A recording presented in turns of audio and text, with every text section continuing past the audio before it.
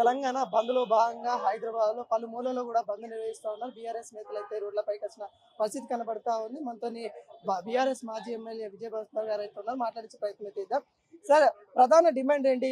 BRS సంబంధించి ఈ రోజు తెలంగాణ బంద్‌కు పిలుపునిచ్చింది. బీఆర్ఎస్ నుండి ఉన్న డిమాండ్లు ఏంటి? ఈరోజు బీఆర్ఎస్ పార్టీతో పాటు తెలంగాణలో ఉన్నటువంటి అన్ని బీసీ వర్గాలు, అన్ని బీసీ కుల సంఘాలు, అన్ని బీసీల మరి విద్యార్థి సంఘాలందరూ కూడా ఈరోజు కామారెడ్డి డిక్లరేషన్ గా కాంగ్రెస్ ఇచ్చినటువంటి 42% పాటు విద్యా ఉద్యోగ రంగాలలో రిజర్వేషన్లు కావాలి. అదే విధంగా కామారెడ్డి డిక్లరేషన్ లో మరి పొందుపరిచినటువంటి అనేక అంశాలను కూడా అమలు చేయాలని చెప్పి ఈరోజు బీసీ అంతా కూడా ఇచ్చేస్తున్నారు. కానీ కాంగ్రెస్ పార్టీ ఓట్లు దండుకున్న తర్వాత అన్ని వర్గాలను మోసం చేసినట్టు బీసీ వర్గాలను కూడా మోసం చేయడం జరిగింది. బడ్జెట్ లో 20,000 కోట్లు ప్రతి సంవత్సరం అన్నారు. మరి అది కూడా అమలు చేస్తలేరు. విద్యా ఉద్యోగ రంగాల్లో రిజర్వేషన్ అది అయితే లేదు.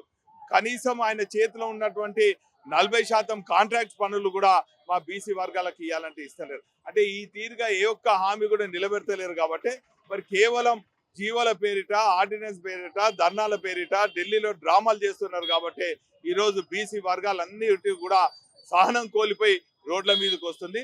దానికి బీఆర్ఎస్ పార్టీ నైతికంగా మద్దతు తెలపడం జరిగింది.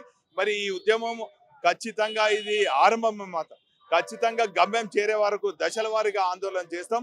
గతంలో కేసీఆర్ గారి నాయకత్వంలో 60 ఏళ్ల తెలంగాణ ప్రజల కళను ఏ తీరుగైతే నిజం చేసిండ్రో అదే తీరుగా అదే ఉద్యమ పంతాలో గాంధీ మార్గంలో శాంతియుతంగా అన్ని సంఘాలను కలిసి వచ్చే సంఘాలు మరి ముందు తీసుకోబోతూ కేవలం స్థానిక సంస్థ ఎన్నికలు కాదు, చట్ట సభలలో 42% వచ్చే వరకు, అంటే ఇటు పార్లమెంట్ కానీ ఇటు అసెంబ్లీలో కానీ మా వాటా మాకు దక్కే వరకు ఖచ్చితంగా పోరాటం కొనసాగుతుంది.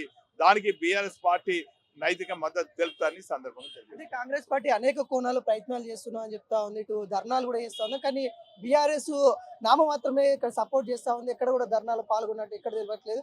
ఇటు కాంగ్రెస్ పార్టీతో ఢిల్లీకి వెళ్దాము అని అంటే ఎక్కడ కూడా రాని పరిస్థితి కనబడతా ఉందని ఎద్దేవా చేస్తున్న పరిస్థితి కనబడుతుంది. వీటి ఎలా వస్తాం? ఈ రోజు కాంగ్రెస్ పార్టీ చేసే అన్ని కూడా డ్రామాలని చెప్పి ప్రజలకు అర్థమైపోయింది. అందుకే ఈ రోజు మరి బీఆర్ఎస్ పార్టీ కూడా రంగంలో దిగింది. ఖచ్చితంగా ప్రజాక్షేత్రంలో ఉండి ఏ సమస్య ఇదే కాదు, ఏ వర్గానికి ఏ సమస్య వచ్చినా కూడా జనతా గ్యారేజ్ లాగా బీఆర్ఎస్ పార్టీ కార్యాలయాలు పనిచేస్తుంది. గులాబీ సైన్యం అంతా కూడా దగాబడ్డటువంటి ప్రజానీకానికి అండగా ఉన్నది. ఇది కూడా మరి కేవలం ఈ రెండే పార్లమెంట్ సభ్యులు ఉన్నటువంటి మరి బీఆర్ఎస్ పార్టీ ఆ రోజు తెలంగాణ కేసీఆర్ నాయకత్వం సాధించడం జరిగింది.